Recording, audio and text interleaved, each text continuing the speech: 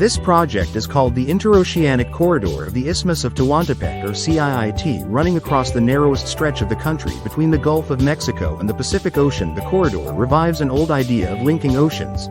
This time with modern infrastructure and strategic ambition. The Isthmus of Tehuantepec has long held geographic promise as a shortcut between oceans. In the early 20th century, a railway across the isthmus once offered a route for goods, but the opening of the Panama Canal in 1914 largely eclipsed that transit. Now, centuries later, the Mexican government has revived the concept, but rather than digging a canal, the CIIT relies on rehabilitating the existing railway, originally completed in 1907.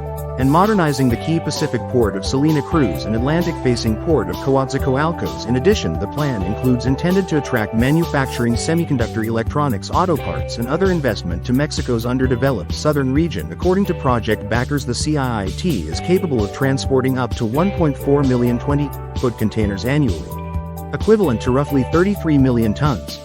Once fully operational, a trans-isthmus journey by rail from coast to coast can take mere hours.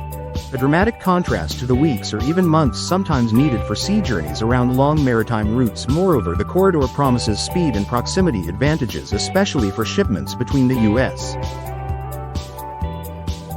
East Coast and Mexico's Pacific or vice versa. Bypassing the longer detour to Panama, the corridor is not just about moving cargo faster, it's also a tool for economic development.